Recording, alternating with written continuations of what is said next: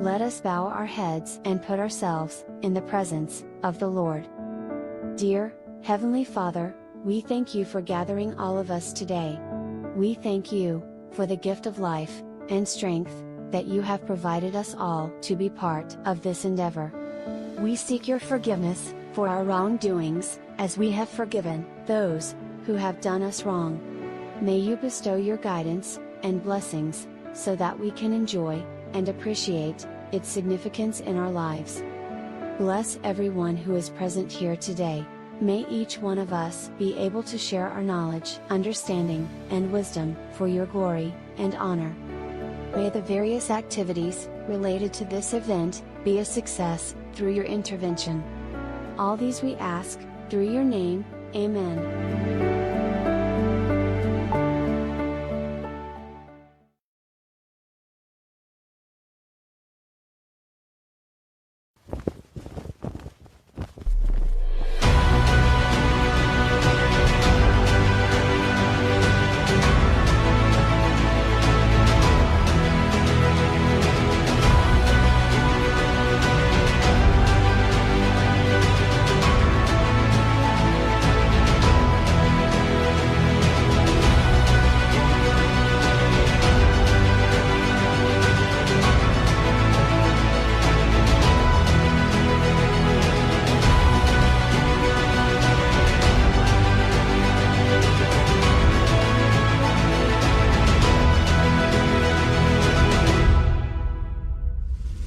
Kababayan, ang pambansang awit ng Pilipinas. Kayang magiliw, telas ng sinakalan, alam ng puso, sa dikit mo'y buhay. Upang hinirang, tuyagan ang magiting, sa mandulupin, di ka pasisingil, sa nagagang tutok sa simoy at sa langit ang pagkaw, ay hinatang tulad awit sa pagkayang minamahal. Ang isang ng matawad mo'y tagumpay na nag-iingin, ang bituin at araw niya kailan pa may magdidinig. Luman ang araw ng walhabing pagsinta, buhay langit sa piling mo. Ang hindi kaya na pagkay mga aking, ang mamatay ng dahil sa'yo.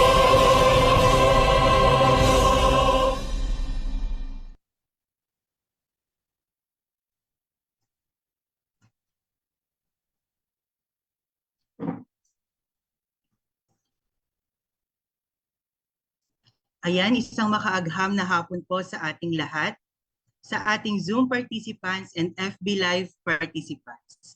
This is Ron of DOST Tarlac. Today is Thursday and welcome uli sa ating Tech Tips this afternoon. Titled Tech Tips Session 44, Be Ready, Stay Safe, El Nino and La Nina Preparedness Mitigation. Actually, it's been a month po since the last Tech Tips, which is the Tech Tips Session 43, regarding tissue culture topic, and now we were here again for another exciting topic and discussion.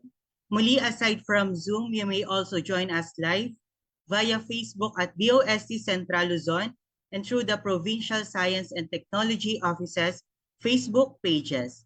We also acknowledge the presence of Miss Dailin and Pedro, our sign language interpreter. Hello, Ma'am Dailin. Good afternoon. And after this webinar po, abangan din natin ang attendance at evaluation link, QR code na ipa-flash namin sa ating mga screen. And to get your e-certificate, pa-assure na lang po na nakapag-accomplish po tayo ng attendance and evaluation para makareceive po tayo ng e-certificate. And e-certificates will be sent to you within 2 weeks. Again, we would like to thank the technical team of DOST Tarlac, DOST 3 TCT Unit, and Science Communication Team for always supporting our activities, and to DOST Nueva Ecija for covering Tech Tips events via Facebook Live. And to formally open our webinar, we will now hear a message from the hardworking, innovative, and very dynamic Provincial Science and Technology Director of DOST Tarlac, PD Karen Y. Danis. Hello ma'am, good afternoon po. Hello, magandang hapon po. Magandang tanghali sa ating lahat. Ayan, so I'm seeing 68 participants dito sa ating Zoom, and marami pa rin yata yung nasa ating Facebook Live, no? Because we are streaming live sa ating official Facebook pages ng DOST Central Luzon and lahat po ng mga DOST provincial offices dito sa Central Luzon from Aurora to Zambales. Okay, so nandito na naman po tayo, no, sa isang episode ng ating Tech Tips. Ang Tech Tips po ay nagkakahulugang Technology, Training, and Information Promoting Science. So lahat po ng information related to science, from our promotion to our technologies, and kasama ng ating mga ahensya, no, sa DOST ay ito po yung platform ng Central Luzon DOST para iparating sa inyo po na aming mga constituents, mga partners, ang mga different efforts and initiatives po ng DOST.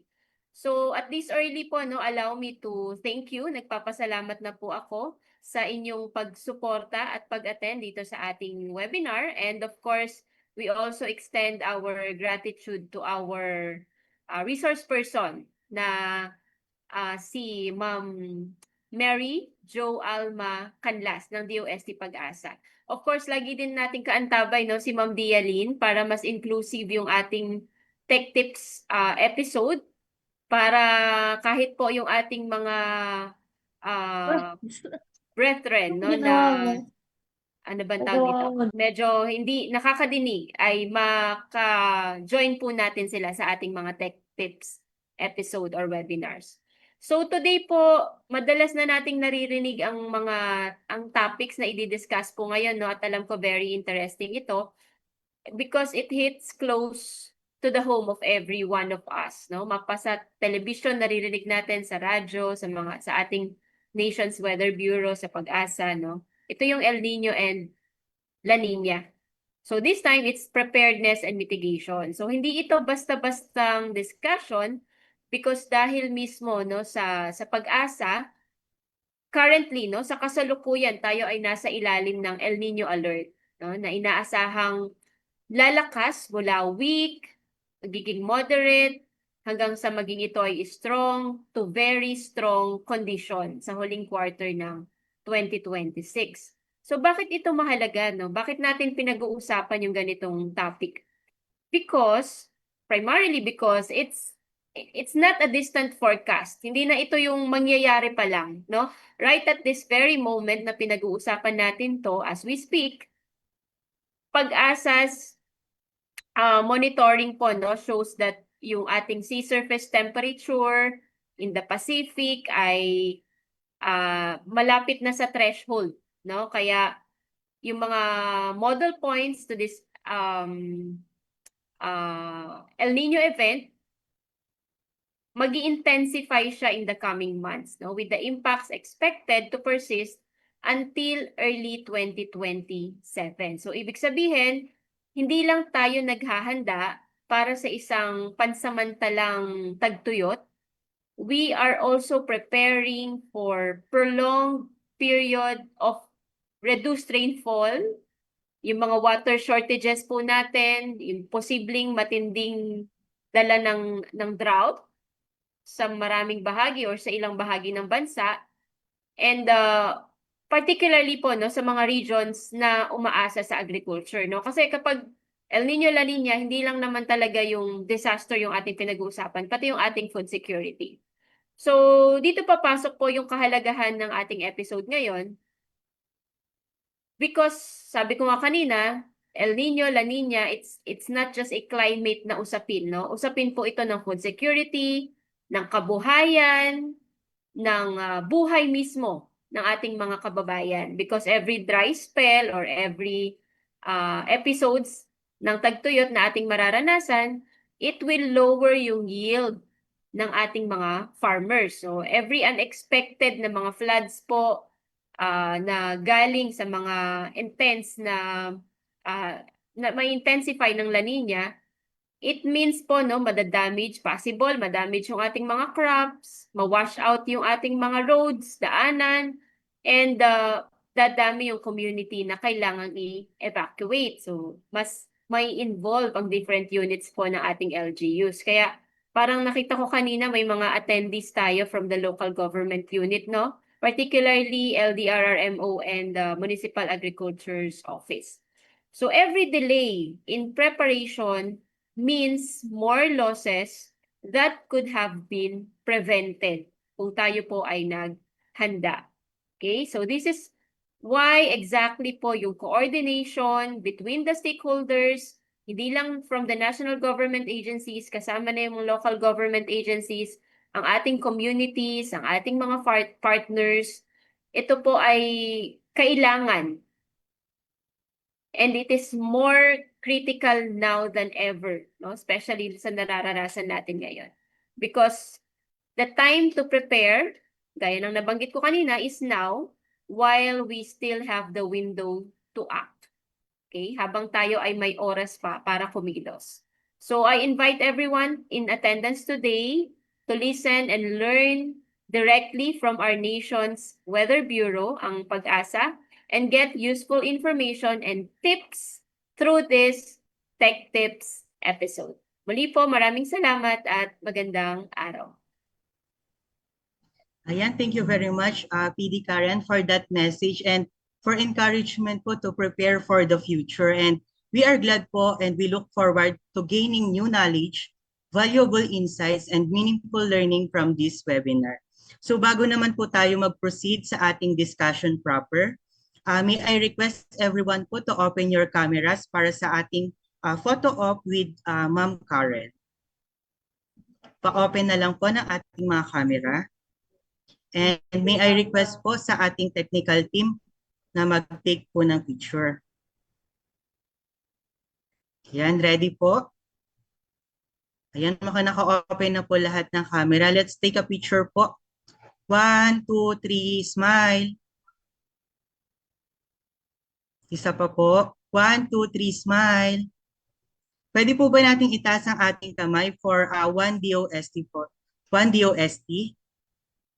1, 2, 3, smile.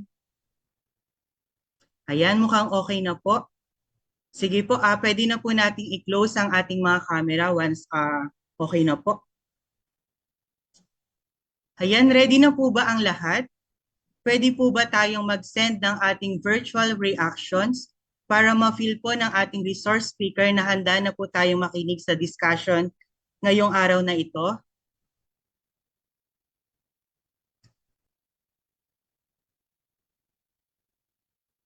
Ayan. Sige po, pwede po ba tayo mag-send ng ating virtual reactions po?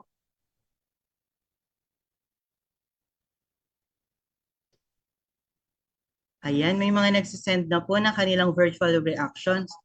Mukhang ready na po ang bawat isa. We shall now proceed with the webinar proper.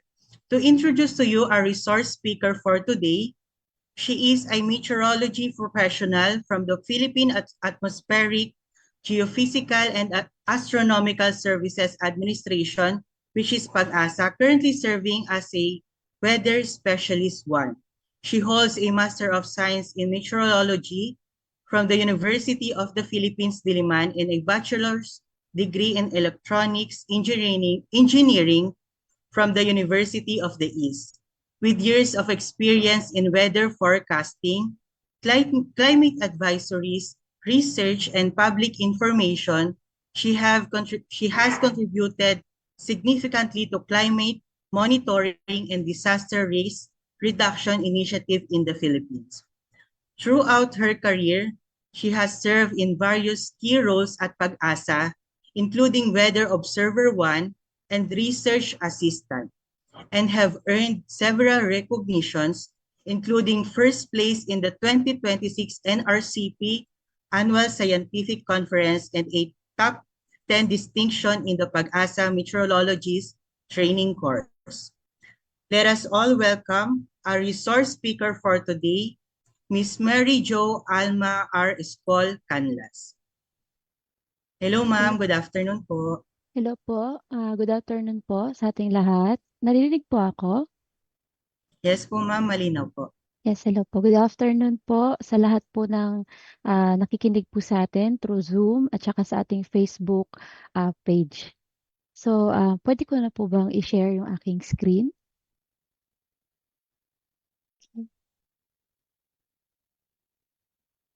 Okay.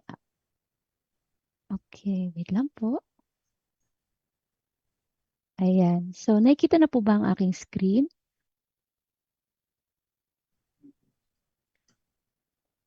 Yan po ma'am, visible na po. Okay Thank you po. po. Okay, again, on behalf of the OST Pag-asa, magandang hapon po sa inyong lahat. First of all, I would like to thank po yung ating mga organizers for inviting us to share this kind of climate information related to ENSO or yung ating El Niño Southern Oscillations. Muli ako po si Mary Jo Alma Escol Canlas from the Climate Monitoring and Prediction Section of the Climatology and Meteorology Division. Today, we will discuss yung paano po yung climate information makakatulong dito po sa pag-reduce ng disaster risk and of course, to support po yung improvement ng ating preparedness. So, whether kung regional DRM po ba tayo, LGU, agriculture, water management, or part of the community, ang climate information po ay nagbibigay ng valuable lead time para po sa pagpaplano at sa paggawa po ng ating mga desisyon. So, ang main objective po natin today ay hindi lamang po para maintindihan natin yung El Nino or yung La Nina or yung mga epekto nito. But more importantly is to understand kung paano natin magagamit yung mga impormasyon na to bago pa po dumating yung mga hazard. So, with that, let's first take a quick look ng kung ano po yung mga pagdidiscuss natin ngayong hapon. So, bakit po ba tayo nandito ngayon? So, we are here para masagot po natin yung mga pangunahing katanungang ito. So, una po, ano nga ba ang ENSO o yung El Niño Southern Oscillation na tinatawag natin? Yung El Niño, yung La Nina, and bakit po ba natin mahalagang malaman ang mga ito? Bagamat yung topic po natin is more on the entire El Niño and La Nina, or yung ENSO, mas magpo-focus po ako sa El Nino na event or condition. So ito po yung magiging main focus ng ating discussion. Secondly is paano po binabago ng ENSO ang ating pag-ulan, temperatura, at maging ang mga bagyo o tropical cyclone. At ano po yung epekto nito sa ating mga sektor. And thirdly, paano ito minomonitor ni DOST Pag-asa upang makapagbigay po tayo ng babala sa posibleng epekto nito ahead of time. And lastly, so we will look also yung latest El Nino update and yung ating climate outlook for July to December 2026. Pero before we start, so umpisahan po muna natin sa isang tanong. Kapag naririnig po ba natin yung salitang El Nino, ano po yung pumapasok sa isipan natin? Ano po yung ating unang-unang naiisip? So, pwede po kayong niyong i-scan yung QR code po dyan na naka-share sa screen. Or kung hindi man po, pwede po kayong mag-chat sa ating chat box. So, pag narinig po natin ng El Nino, ano pong naiisip natin? So, meron pong nagsabi, tag-ulan. Ano pa po? Ano pa po ba ang ating naiisip pag narinig natin yung salitang El Nino? So, lagi po natin ito narinig sa telebisyon, naririnig natin siya sa radyo, nababasa natin sa social media. So, very hot topic po ito lalo na ngayon. So, ano po ba ang ating unang naiisip? So, marami pong nagsasabi pagbaha, tagtuyo, and then, yeah, mostly tagtuyo at saka pagbaha po, and then tag-init. So, yun po yung mga nakaramihan na nagsasabi, mga nagsasabi tagtuyot, and then mainit na temperatura, at saka pagbaha. So, tama naman po itong mga sagot natin. At pero mamaya makikita natin na hindi lamang po ito yung maaaring idulot ni El Nino kasi marami pa rin po tayong maaari pa rin po tayong makaranas ng marami pa pong epekto nito gawa po ng interaction nito sa ibang weather system. So dadaanan po natin lahat ito. So kagaya po ng sinabi ko kanina, madalas po nating naririnig yung salitang El Nino, La Nina, lalo na kapag may mga tagtuyot or malakas na pag-ulan. Pero ano nga po ba talaga ang ENSO or El Nino Southern Oscillation? Ang ENSO, ito po ay isang natural climate pattern sa Pacific Ocean. So it is oscillating po, meaning hindi po ito permanente. Kada ilang taon ay nagpapalit-palit po ito sa pagitan ng warmer than normal or yung El Nino, and then cooler than normal, yung ating La Nina, and then babalik din po siya sa neutral conditions. So ito po ay dulot ng interaksyon ng ating karagatan at ng ating atmosphere dito po sa Central Eastern Pacifics. So ang pagbabago ng temperatura po ng dagat dito po sa region na ito ay nakakaapekto sa hangin, ulap at pag-ulan. Dahil konektado po ang ating atmosphere at ang ating karagatan, ang pagbabago po na nangyayari dito ay umaabot po hanggang dito sa Pilipinas. Kaya tandaan po natin, ang ENSO or ang El Nino ay sa dagat Pasipiko po nangyayari at ang nararanasan po natin ay ang epekto po nito. Para mas lalo po nating maunawaan, atin pong tingnan yung schematic diagram nung tatlong phases po nung ENSO. So meron po tayong tinatawag niya neutral condition. So kapag neutral condition, ibig sabihin wala po tayong El Nino or La Nina na minomonitor. Ito po ay during this phase, so ang pag-ulan po ay matatagpuan malapit dito sa ating bansa. Ngunit kapag meron po tayong La Nina, so ang hangin sa silangan ay lumalakas po. So ito po yun, yung araw na yun. At ang temperatura po ng karagatan, lalo na po dito sa Central at Eastern Pacific ay lumalamig, habang dito po sa karagatan na malapit sa Pilipinas ay umiinit. Kaya naman po ito ang naghahatid ng madaming pag-ulan sa ating bansa. Kapag El Nino naman po, ito naman po ay kabaligtaran. So ang hangin po sa kanluran o yung tinatawag nating westerly wind ay lumalakas. At ang temperatura ng dagat sa Central at Eastern Pacific ay mas nagiging mainit kaysa sa normal nitong temperatura. Kung kaya, ang mga kaulapan at pag-ulan ay nabubuo po dito sa region na ito. Malayo po sa ating bansa. Kung kaya mas mababa po ang dami ng pag-ulan na ang natatanggap during this phase of the ENSO. So tandaan po natin na hindi ito nangyayari sa iisang araw lang. Unti-unti po itong nabubuo habang lumalakas po yung ating El Nino or yung ating La Nina. So wala pong permanente sa mga phase na ito. Ibig sabihin po nun, gaya ko na sabi kanina, is oscillating po siya. Kusa silang dumarating at natatapos din po sila ng natural. So nagta-transition din po sila from neutral to La Nina and then El Nino.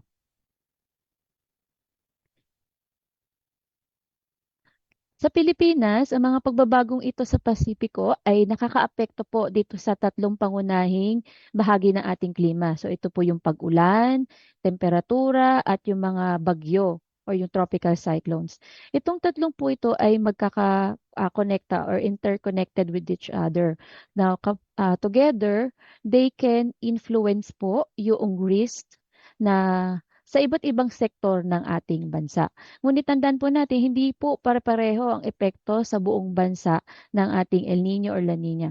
Kaya napakahalaga ng localized forecast at ang ating climate outlook. Ngayon, tingnan po natin kung paano ba nito naapektuhan ang ating rainfall sa Pilipinas. Pero bago yon, bago po tayo mag-proceed doon sa epekto ng El Nino, tandaan po natin na hindi po pare-pareho ang pag-ulan dito sa buong Pilipinas. Ang Pilipinas po ay mayroon po tayong 4 na climate type. Ito po ay nakabase doon sa timing at dami ng ulan na natatanggap po natin sa buong taon. Halimbawa po, sa ilang lugar po dito sa Region 3 na nakabilang po sa type 1 climate, mas pronounced po yung wet and dry season. Ibig sabihin, mas mataas po yung pag-ulan pagdating ng May to October, and then mas mababa naman po pagdating ng November hanggang April. Yung mga probinsya naman po na napabilang po sa climate type 2, buong taon po ay meron po silang natatanggap na pag-ulan. At ito po ay mas mataas pagdating po ng Oktubre hanggang December. Yung mga lugar o probinsya na nakapabilang naman sa climate type 3 o yung kulay dilaw, may mababang antas or dami ng ulan po sila pagmula po ng November to April. Kaya hindi po natin maaaring sabihin na pare-pareho po yung epekto ng El Nino o La Nina sa lahat po ng mga probinsya sa Pilipinas. Kaya naman po ang ating paghahanda ay dapat laging nakadepende po doon sa local climate ng ating lugar. So meron ang unang tanong po natin is kapag may El Nino ba wala na bang ulan? So ang sagot po doon ay hindi po. Ang El Nino po ay nagpapababa lamang ng posibilidad ng pag-ulan sa ilang lugar at saka sa season. So maaari pa rin tayong makaranas ng mga malalakas na pag-ulan lalo na kung active po yung ating habagat. Kagaya po sa mga lugar sa climate type 1 at saka climate type 3. O meron po tayong mga inaasahan na pagdaan ng mga tropical cyclone or bagyo during the wet season. Kagaya na lang po sa climate type 4 na mga probinsya. Kaya kahit po El Nino, posible pa rin po na maranasan natin yung mga pag-ulan at saka pagbaha. Sa katunayan po, kung paghahambingin natin ang mga mapang ito ng neutral and then El Nino and La Nina, so ito po yung mga monthly rainfall maps. Kapag may El Nino po, during habagat season or July to September, ay maaari pa rin po tayong makaranas ng mas mataas kaysa sa normal na pag-ulan. Particular na po dito sa may western side ng ating bansa. Kapag La Nina naman, ay maaari naman po tayo makaranas ng mas mataas kaysa sa normal na ulan kapag amihan season. Ito ay sa may eastern part po ng ating bansa. So hindi po ibig sabihin kapag El Nino ay walang ulan o drought na agad. Binabago lang po niya yung ating posibilidad ng pag-ulan at hindi po niya pinahihinto ng tuloy-tuloy ito. Kaya naman po ang paalala po natin sa lahat ay kailangan po tayong maghanda hindi lamang sa posibilidad ng tagtuyot, isama na rin po natin yung sa paghahanda natin sa pagbaha. At palagi po tayong antabay sa mga latest update po ng DOST Pag-asa. Pagdating naman po sa bagyo, wala na po bang bagyo kapag may El Nino? So, ang sagot po dun ay hindi po. During El Nino, although nababawasan po yung ating mga bagyo na inaasahan na papasok sa Philippine Area of Responsibility or yung magla-landfall po sa ating bansa. Ito po ay nangyayari dahil po mas marami yung nabubuong tropical cyclone or bagyo na dito sa may farther east ng ating bansa kung saan po yung mas mainit yung karagatan or yung temperatura ng karagatan. Dahil dito, kadalasang mas kaunti yung mga bagyong pumapasok po dito sa ating bansa. Pero, bagamat mas kaunti po yun, hindi po yun nangangahulugan na mas ligtas po.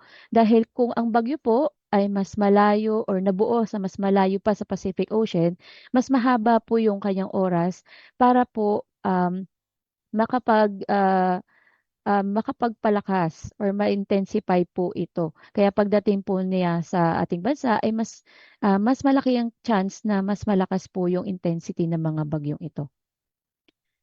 So looking further po dito sa ating historical data ng ating tropical cyclone, during El Nino ay generally less than the average po yung dami ng mga bagyo na pumapasok dito sa ating bansa. Pero in terms po, kung titingnan natin yung intensity o lakas na bagyo, makikita natin dito sa ating graph na mas marami po yung typhoon at saka super typhoon category na pumapasok po sa ating Philippine Area of Responsibility, particular na sa buwan ng September to November.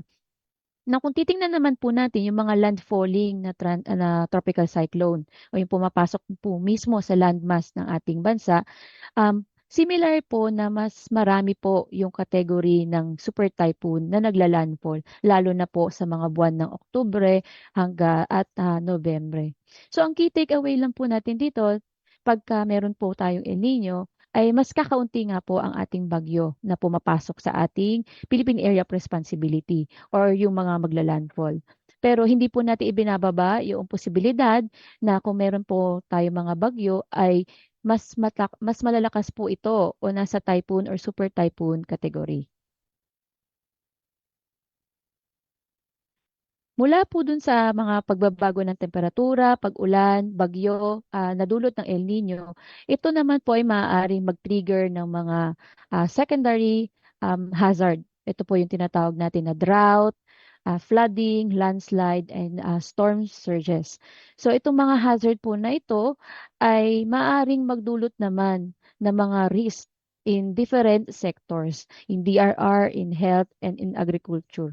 Halimbawa na lang po, mga water shortage, crop losses, and damages po sa ating mga kabahayan and infrastructure, or even po yung ating mga disease outbreak. So patunay lamang po ito na ang ating paghahanda ay dapat maging multisectoral at hindi lamang po ito nakapokus din sa iisang hazard. Now, the next question po natin is, pare-pareho ba ang lahat ng El Nino event or ENSO event in general? So, the answer is, hindi po. Each ENSO event po is unique. Every El Nino is unique. Not one ENSO event is similar to the other. Kasi meron po silang, ito po ay nakadepende sa intensity or yung tindi, yung tagal, duration, at at kung paano po ito sumasabay sa iba pang weather system, kagaya na po ng habagat, ng amihan, at yung ating mga bagyo. Kaya naman po, ang ating paghahanda ay hindi dapat nakadepende lang sa mga nakaraan natin na experiences ng El Nino. Sa halip, dapat po ang ating mga desisyon ay lagi rin nakabatay sa pinakahuling climate outlooks or advisory na nagmumula sa DOST Pag-asa. So in terms of intensity, so lagi po nating naririnig sa mga sa telebisyon, sa radyo, or nababasa sa ating social media yung strong El Nino, weak, moderate, and very strong El Nino. So ano po ba ang ibig sabihin ng mga intensity na to? Ah, Unlike sa bagyo, ang lakas ng El Nino or La Nina ay nakabase po doon sa Relative Oceanic Nino Index o RONI. So ito po yung sumusukat doon po sa temperatura ng karagatan. So ito yung nagsasabi kung gaano kainit or kalamig po yung sea surface temperature natin dito po sa may dagat Pasipiko. At ito po ay kinukumpara doon sa normal na temperature. Pero tandaan po natin ang mas malakas na El Nino ay hindi rin po automatic na nangangahulugan na mas matindi ang epekto. Kasi meron pa rin po tayong iba pang konsiderasyon. So depende pa rin po ito sa kung kailan siya nagsimula at kung gaano po ito katagal o yung ang kanyang duration. And of course, yung other weather systems like yung habagat, amihan at yung mga bagyo na pwede pong mag-interact doon sa ating El Nino event. So ito po, tandaan po natin, yung ating El Nino or yung ating El Nino Southern Oscillation ay isa lamang pong bahagi ng ating complex na climate system. So siya po yung nagsiset ng ating background. ng ating climate system. Aside from that, ay meron pa rin po kasing mga ibang climate drivers. So, interannually, meron tayong El Nino. Ibig sabihin, ito po ay year by year. Pero in between that years or those span po or duration, ay meron pa po tayong mga seasonal na systems. Yun po ay kagaya na lamang ng ating southwest monsoon at saka northeast monsoon. So ito po ay nakikipag-interact po din doon sa ating ENSO. Aside from that, meron din po tayong subseasonal to seasonal. So meron tayong may week-long na mga systems or oscillations na nakaka-contribute or epekto rin po doon sa potential na epekto ng ating El Nino. And of course, yung ating day-to-day na mga weather systems like tropical cyclone. So lahat ng system na ito or oscillations ay pwedeng magpalakas or magpahina sa potential na epekto ng ating El Nino. Kaya ang nararanasan nating panahon ay resulta po ng mga kombinasyon ng iba't ibang weather system, hindi lamang ng ating El Nino or La Nina na event. Now, to illustrate this further, titingnan natin yung mga El Nino or historical El Nino events na naranasan ng ating bansa. But before that, let's try to answer yung ating questions na skip nyo na lang po yung answer na yan. Kapag, kapag ano po yung El Nino event ang pinaka tumatak sa inyo or naaalala nyo? Is it 2015, 2000, 2009 to 2010? Ano po yung El Nino event yung sa tingin nyo hindi nyo po makakalimutan, lalo na po sa Region 3? Ito po ba ay yung nagdulot po ng pagbaha, nagdulot po ng tagtuyot sa inyong lugar?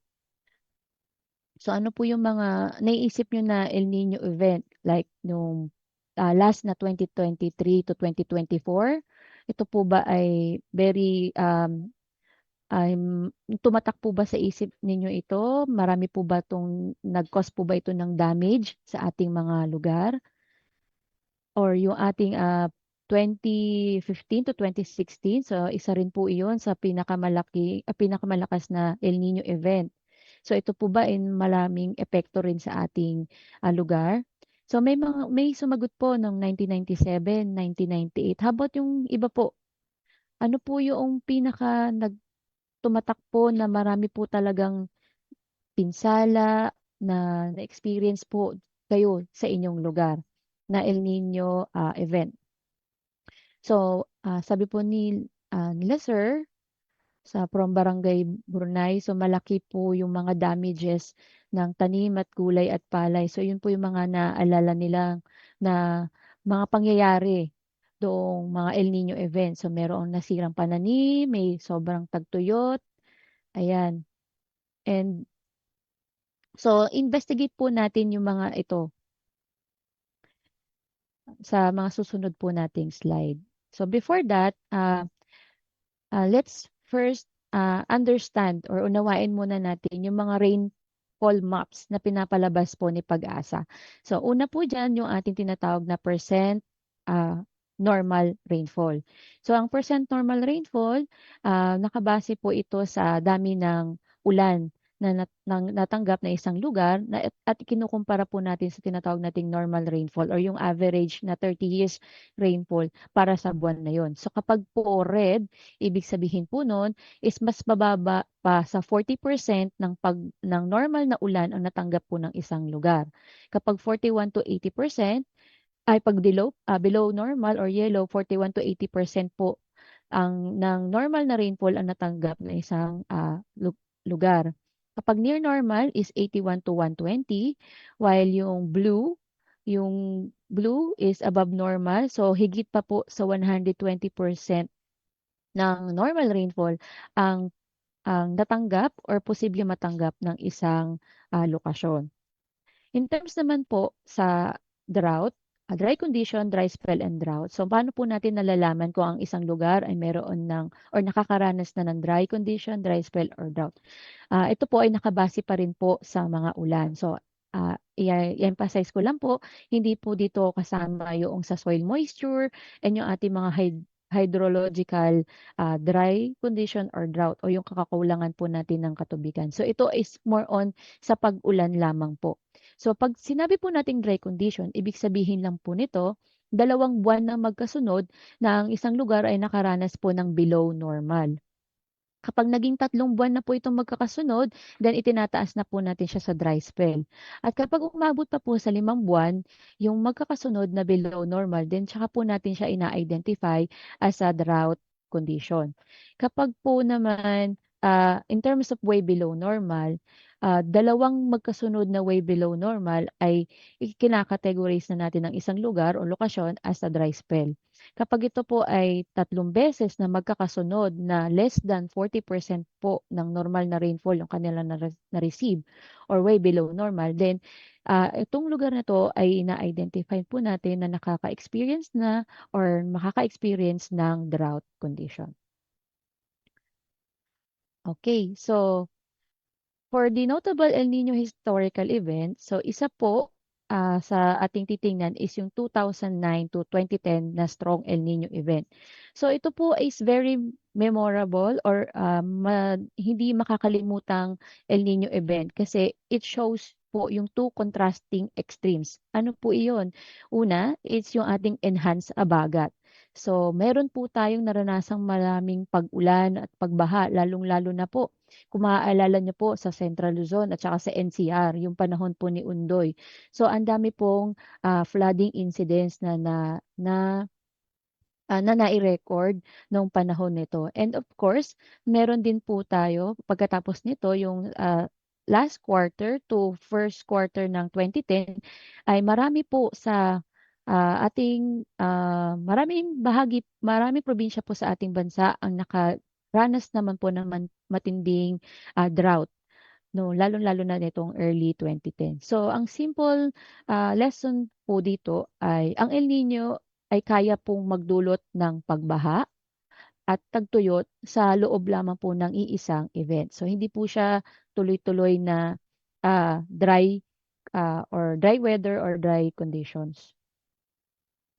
Next po is yung ating 2014 to 2015 na strong El Nino event. So during this El Nino event, so isa rin po to sa pinakamalakas at pinakamatagal na El Nino na naranasan natin sa kasaysayan. At dahil sa tumagal ito, maraming buwan po ang naging mas malala yung cumulative or yung pinagsama-samang epekto nito sa ating bansa. So nagkaroon po tayo ng matinding pag-ulan at pagbaha na dulot po ng habagat, kung mapapansin po natin sa mga mapang ito. At yung mga nasundan din po ito ng mga dry or drought condition. So ito po ay nagdulot ng matinding water shortage, pagbagsak ng ating agricultural production at matagal na drought sa maraming probinsya. So maraming lugar din po ang nagdeklara ng state of calamity, lalong-lalo na po sa may Mindanao area noong March to April 2016. So ang paalala lang po natin dito ay yung kahalagahan din po nung duration o tagal ng isang event. So ibig sabihin po nun, isa rin po yun sa nagko-contribute nung severity noong potential impact ng ating El Nino. Ang next po natin is yung ating August 2018 to April 2019. So ito po ay weak El Nino pero marami pong tao ang na-surprise din ng El Nino event na to kasi bagamat weak yung category niya, weak El Nino siya, nagdulot din po siya ng enhanced habagat at nagbagyo noong 2018. And then pagkatapos po noon ay sinundan na ito agad ng kakulangan ng pag-ulan from February to April 2019. So nagdulot din po siya ng mga losses ng mga pananim natin noong 2018 to 2019 El Nino.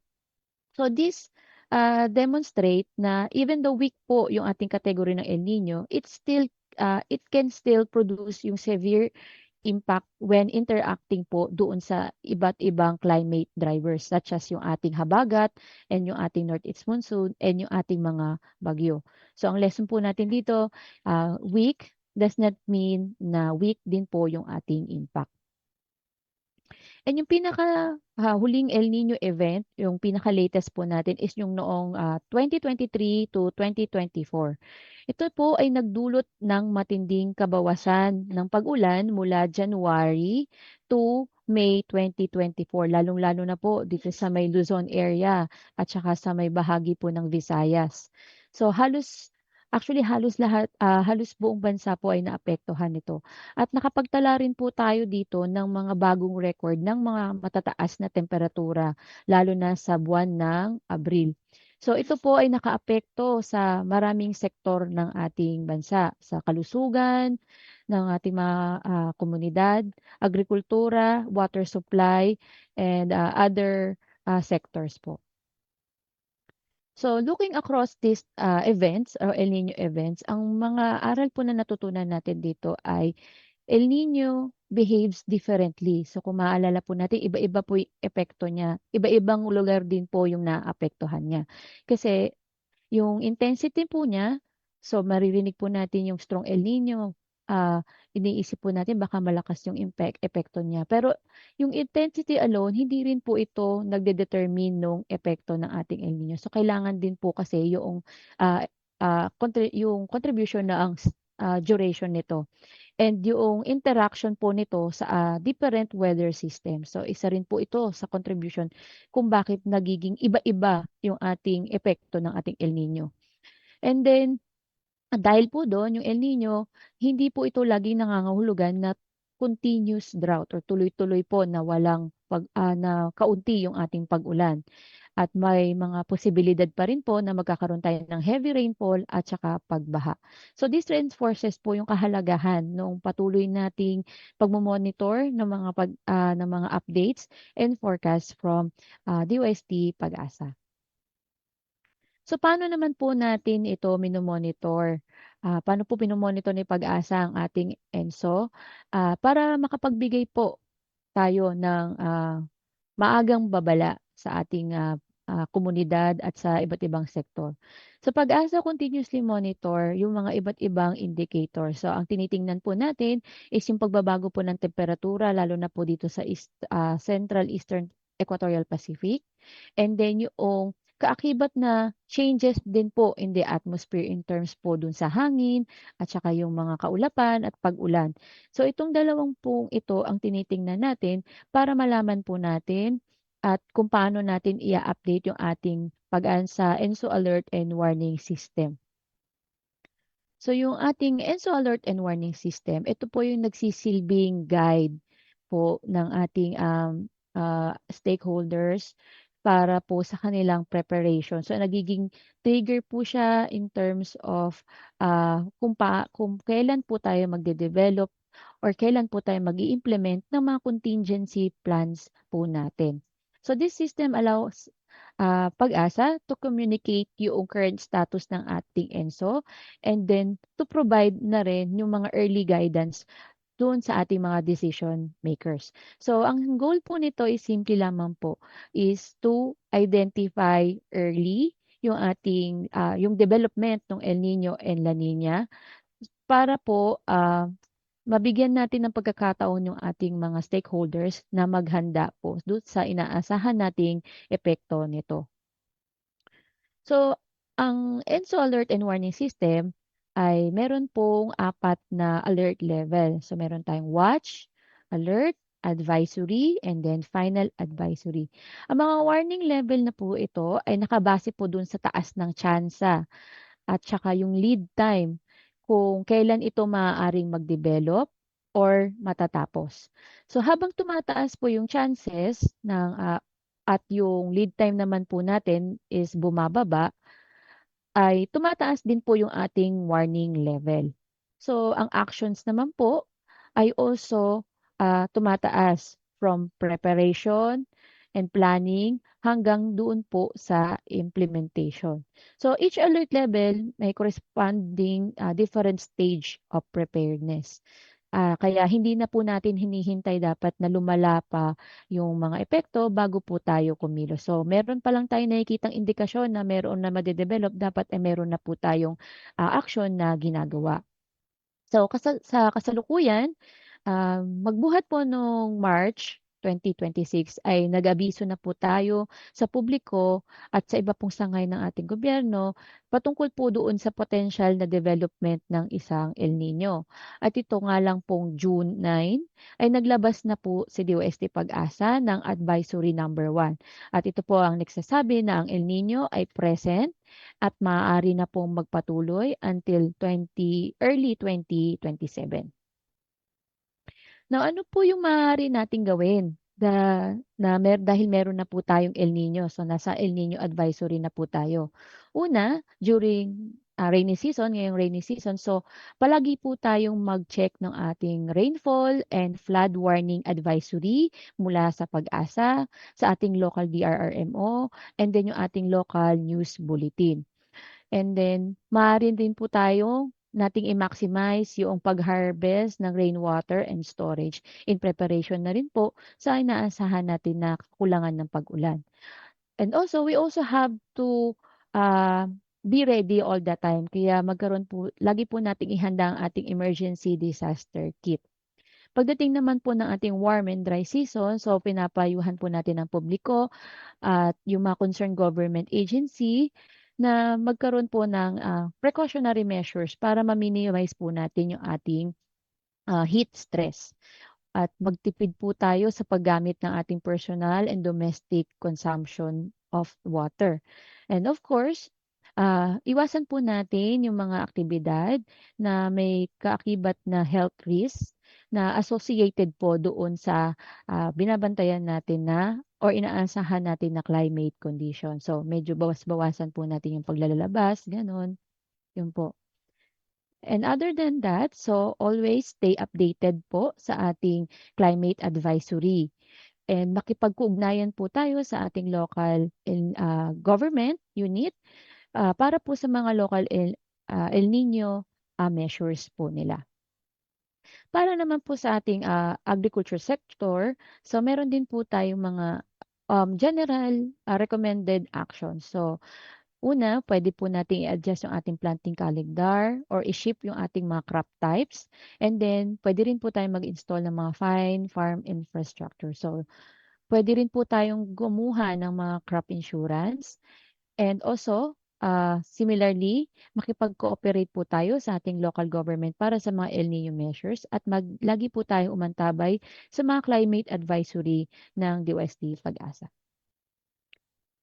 Okay, ang susunod po nating tanong is, nasaan na po ba tayo ngayon sa kasalukuyan? Ano na yung current situation ng ating El Nino?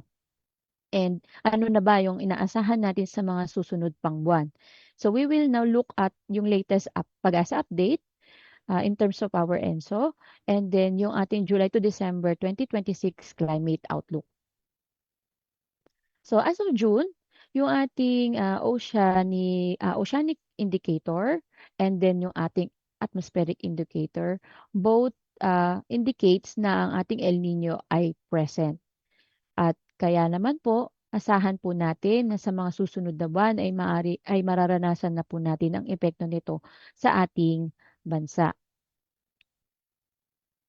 So ito po yung latest statement po ni Pag-asa as of July 6, 2026. So meron na po tayong weak to moderate El Nino doon sa ating tropical Pacific.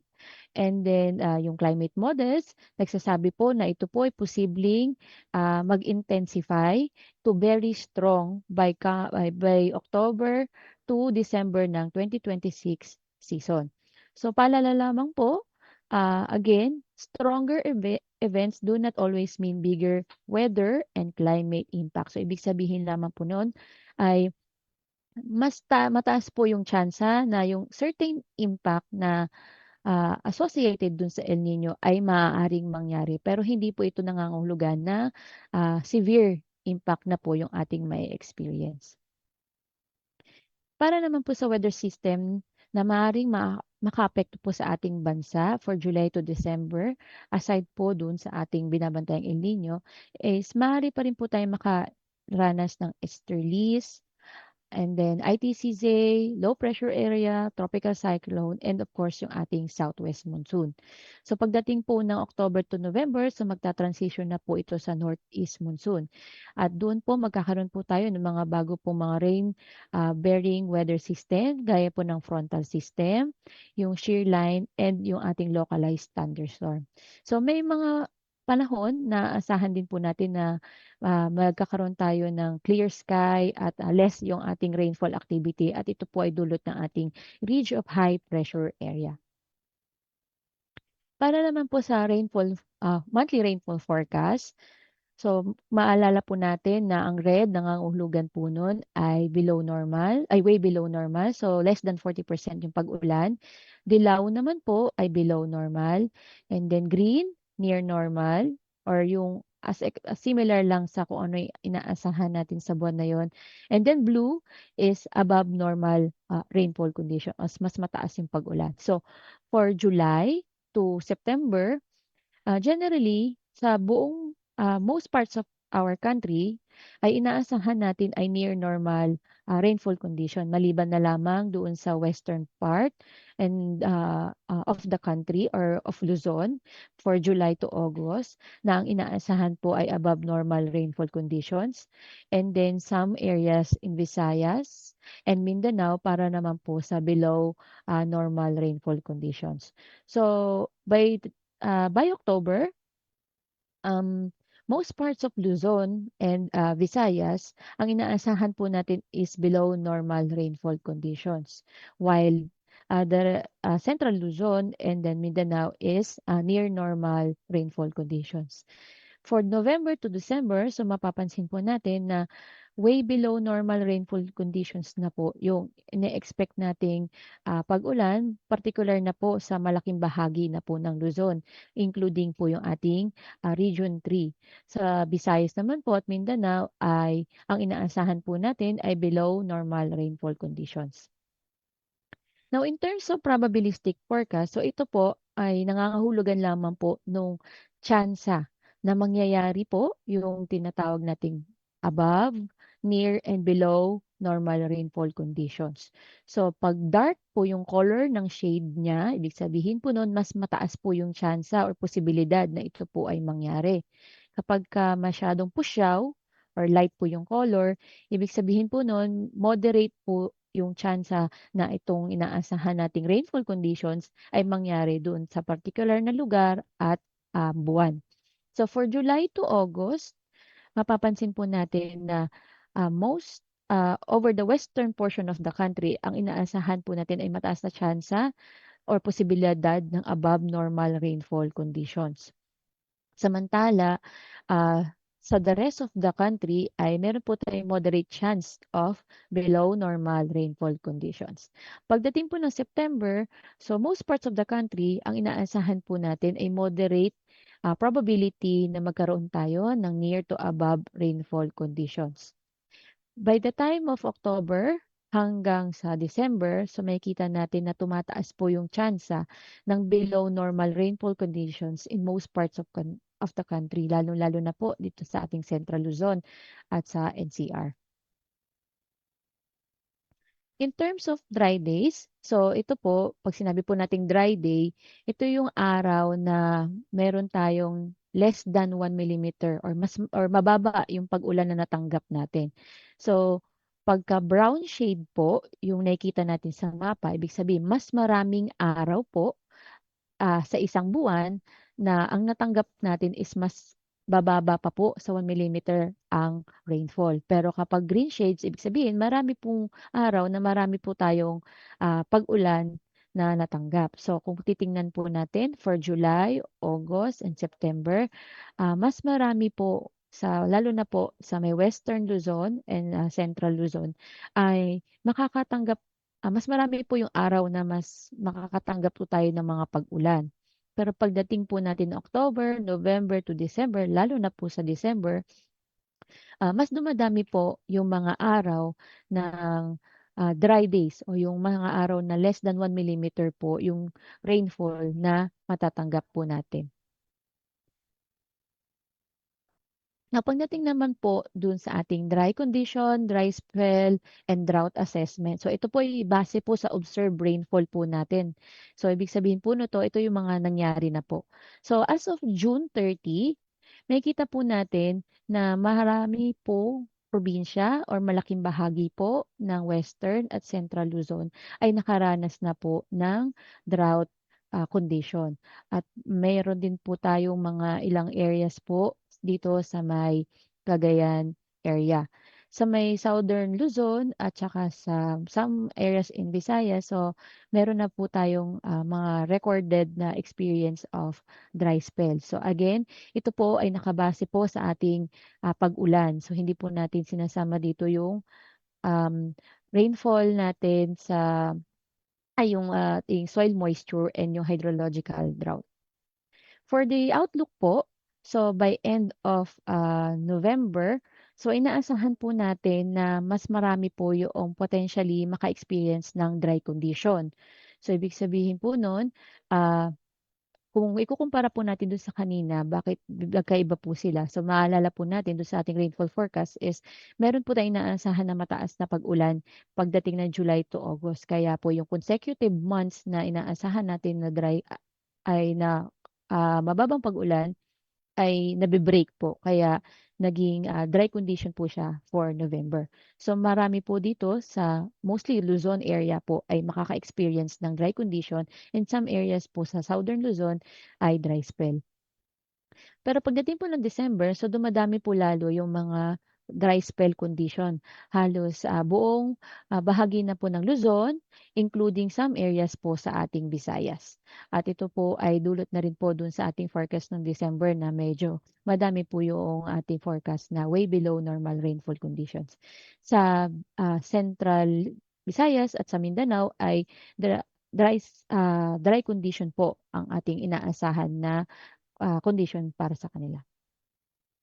In terms po sa temperatura, so generally for July to December, ang inaasahan po natin is slightly warmer than usual surface temperature, lalong-lalo na po pagdating ng November to December. So ibig sabihin po nito, medyo bawas po yung mga araw na malalamig, lalo na pag amihan season. So medyo mainit po yung ating temperatura. For the forecast extreme temperature, so ito yung pinakamataas na temperatura po na maaari po nating maranasan ay pagdating po sa September, ang pinakamataas na temperatura po ay 38.8 at ito po ay maaari natin maranasan sa lowland Luzon. So pwede po ito ay sa Central Luzon or sa ibang bahagi po ng lowland Luzon. Pagdating naman po sa minimum temperature, ang pinakamababa na temperatura na ating mararanasan is 11 degrees Celsius. At ito po ay sa December dun sa ating mga mountainous area or mountainous area ng Luzon. Pagdating po sa ating tropical cyclone or dami po ng bagyo na inaasahan natin, meron po tayong 9 to 13 tropical cyclone for July to December. At base po sa average track po nito, for July to September, inaasahan po natin na ang mga bagyong ito ay maaari pong magdulot ng pag-ulan or dumaan sa most parts of eastern or southern Luzon and then northern Luzon. Pero pagdating po ng Oktubre hanggang Desyembre, medyo bumababa po yung track ng ating mga bagyo kaya maaari po nito maapektuhan ng Visayas at even yung ating Mindanao. So to summarize po yung ating presentation or ating discussion, ito po yung ating mga key takeaways. Una, El Nino is present na po at malaki po ang posibilidad na ito po ay mag-intensify to strong or very strong by late 2026. So inaasahan po natin for next coming months ay meron pa rin po tayong possibility of enhanced habagat. So magdudulot po ito ng mga malakas na pag-ulan at pagbaha from July to September. Especially po yung ating western section ng ating bansa. Now, after that, maaari po tayong maka-experience ng less rainfall or drier condition sa Oktubre hanggang Desyembre. At ito ay maaari pong magpatuloy sa 2027. In terms of temperature, so ine-expect po natin na medyo matataas po ang temperatura na ating inaasahan lalo na po sa mga susunod na 6 na buwan. Kaya po kailangan po nating maghanda. So yung ating mga nasasakupan lalo na yung mga may health related issues na related po sa pagtaas ng temperatura ay kailangan po nating abisuhan. In terms of tropical cyclones, so again, meron po tayong 9 to 13 tropical cyclones at ito po ay maaaring ma-develop bilang typhoon or super typhoon category. Now, isang mensahe po na nais ko rin pong iwan is yung about sa El Nino event is unique. So, ibig sabihin, hindi po dapat tayo masyadong nagre-rely sa past experience lamang. So, kailangan po nating lagi po tayong mag-update sa ating local government or sa pag-asa kung ano po na yung current situation natin, lalong-lalo na po itong sa binabantayan nating El Nino. So, kailangan din po nating maghanda in terms yung multisectoral na paghahanda kasi iba-iba po yung hazard na pwede nating ma-experience sa El Nino. So iba-iba po yung epekto rin na maaari nating maranasan. Kaya po dapat po ang paghahanda natin ay hindi lamang po para sa iisang sektor. So kailangan po natin maghanda in terms of agriculture, water, health, energy, and so on. Now, for the use of the climate information for action, so lagi po nating iisipin na yung climate outlooks ay nagbibigay po ng lead time para po sa ating pagpaplano. So gamitin po natin ito para sa ating pagpaplano in terms of, for example, ay sa irrigation or sa pagmamanage po natin ng ating disaster, sa agriculture, cropping calendar, and yung pagmamanage po ng ating water resources. So, muli, always stay updated. Lagi po tayong mag-monitor sa DOST Pag-asa, sa advisories and updates. And lagi po tayong maging handa sa continuous process. Ang paghahanda po ay isang patuloy na proseso para po makatulong ito sa ating pag-reduce ng risk ng ating community. So, Pag-asa will still continue to monitor po ang ating El Nino ENSO condition or yung ating El Nino. And then yung updates and advisories po ay lagi po nating ini-issue regularly. So meron po tayong 198 Climate Forum for July 22. So pwede rin po kayong mag-attend doon. At ito po ay also ini-stream live po sa DOST Pag-asa Facebook. So, yun lamang po at marami pong salamat sa inyong atensyon.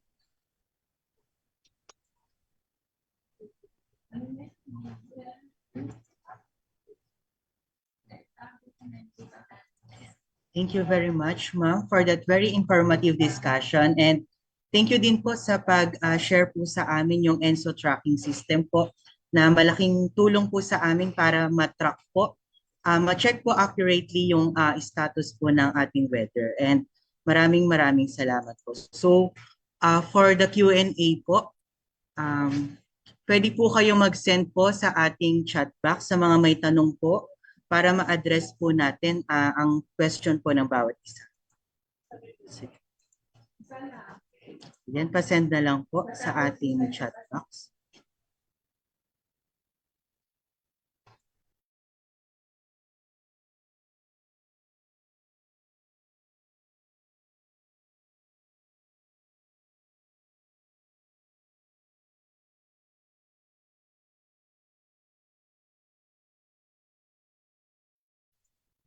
Ayan po, may mga question po ba? Kanina po ma'am, nag-check po ako sa ating chat box.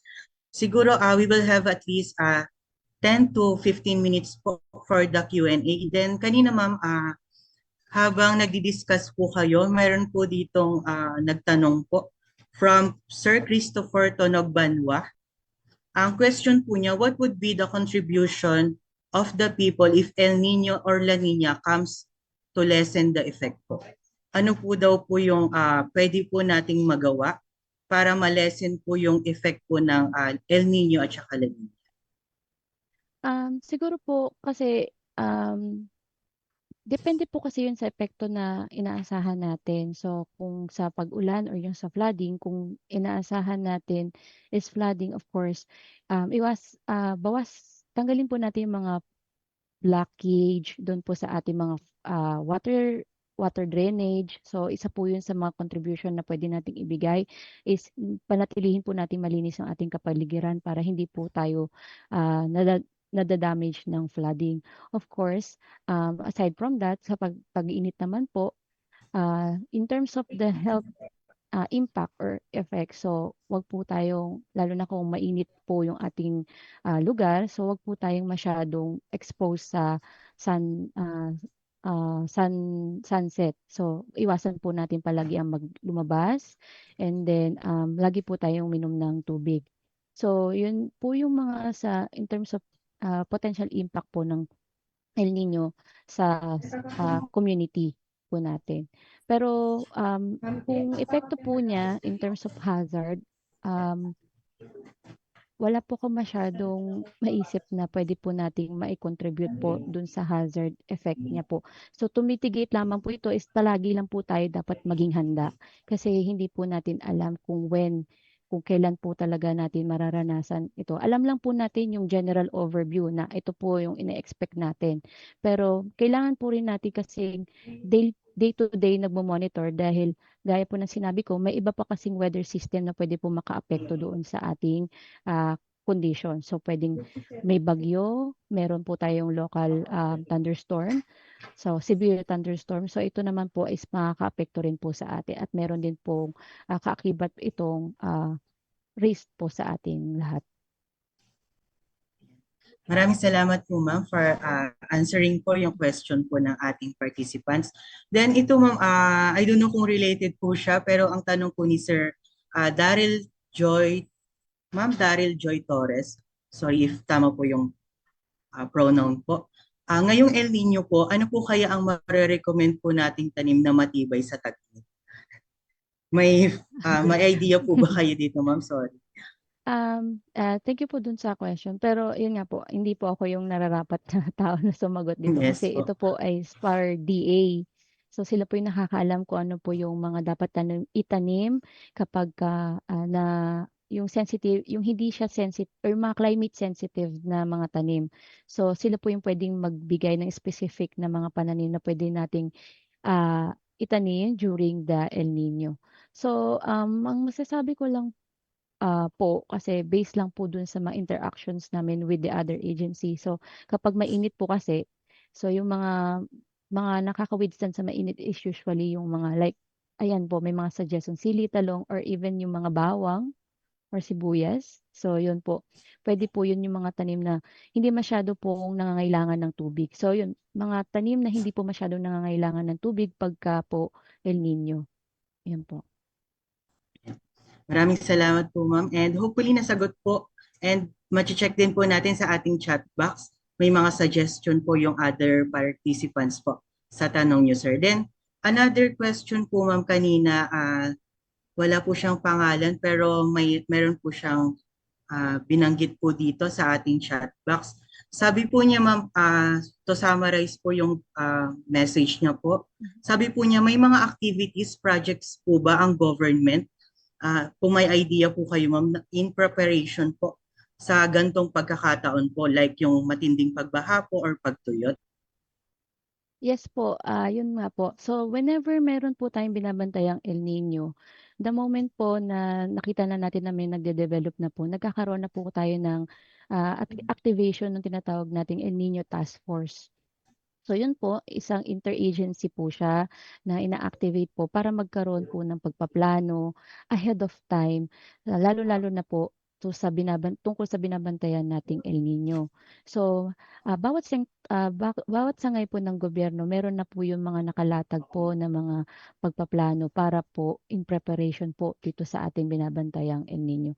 And then, dahil currently, so sinabi natin na meron na tayong advisory, so na-activate na po natin yung ating advisory. So, pwede na nating i-implement yung mga actions or yung mga plano na ating nailatag. So, pwede na nating i-implement po itong mga ito. So, marami po ang mga government agencies na na nagka-conduct ng mga different actions para po ma-address yung potential impact ng ating El Nino po. And thank you so much, ma'am, for answering po yung question po natin. Then, last time, ma'am, may post po ang DOST Pag-asa regarding dun sa panahon app.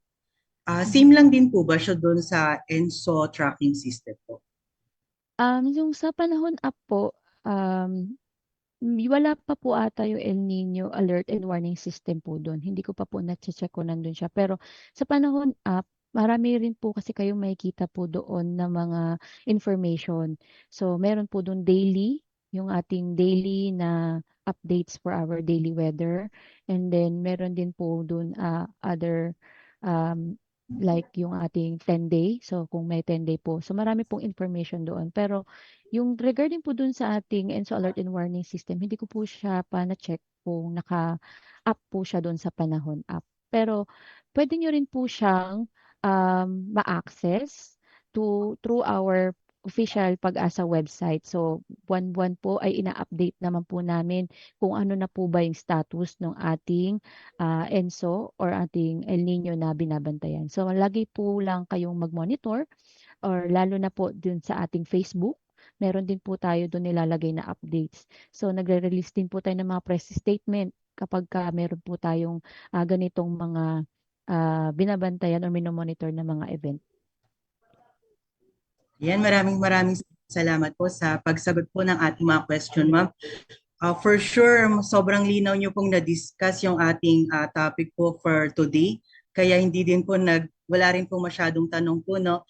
And ayun po, ma'am, once again, thank you very much po, Miss Mary Jo Alma R. Escol Canlas for the learning and insight you shared this afternoon. And as a gesture po of sincere appreciation, we would like to present a certificate of appreciation po, and allow me to read the citation. Ayan, pa-flash na lang po.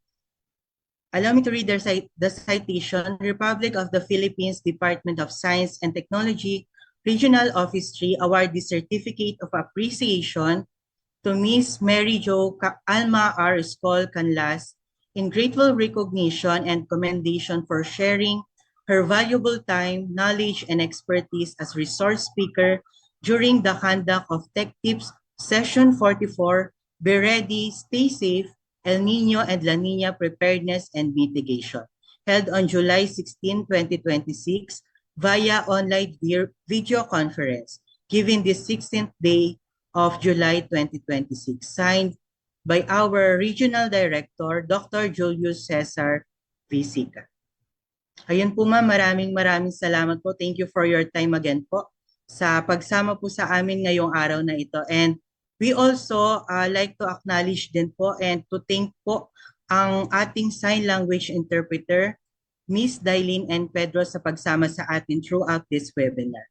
And as we reach the conclusion of our webinar, on behalf of DOST Central Luzon, headed by our Regional Director, Dr. Julius Cesar Visicat, we would like to sincerely thank everyone who joined us today. And now, to formally close this activity, we will hear a message from the zestful and hardworking Science Research Specialist 2 from DOST Tarlac, Ms. Cristina I. Cortez. Good afternoon, ma'am.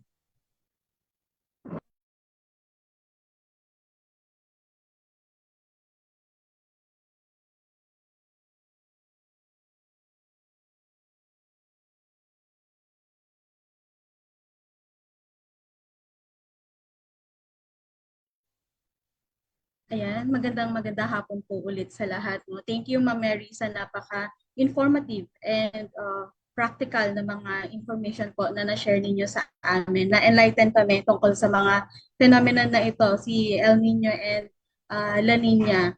Kagaya na kapag pala sinabi na mayroong El Nino alert, it doesn't mean na wala na tayong ine-expect na pag-ulan or bagyo, no? Marahil marami yung mga nagtataka. Merong advisory ang Pag-asa pero meron namang ulan. May El Nino alert pero may ulan. So kagaya po sa mga ganitong or through this activity po, marami tayong natututunan, mas nagiging aware tayo kung ano ba yung mga explanation behind those phenomenon po. So bukod sa mga scientific knowledge na na-share sa atin ni Ma'am Mary, meron ding na-introduce na app na pwede nating gamitin kung ang gusto nating malaman ay tungkol sa El Nino and La Nina.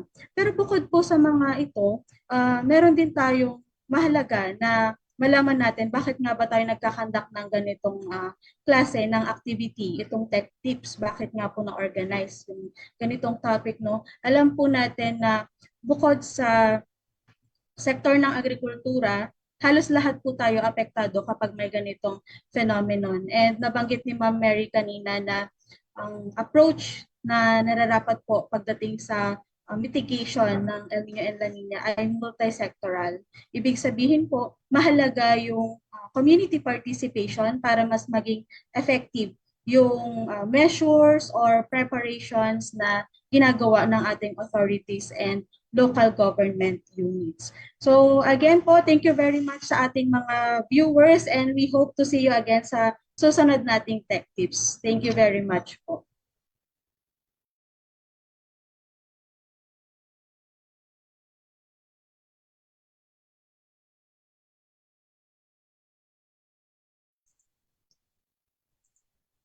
Ayan, thank you very much, Ms. Cristina I. Cortez, the Science Research Specialist 2 from DOST Tarlac. And muli po, maraming salamat sa time ng bawat isa na umattend sa ating webinar for today. This time, we will now flash po on the screen the attendance and evaluation link QR code for this webinar and kindly answer po within 30 minutes. E-certificates will be released within 2 weeks. Thank you and see you on our next Tech Tips. Salamat po.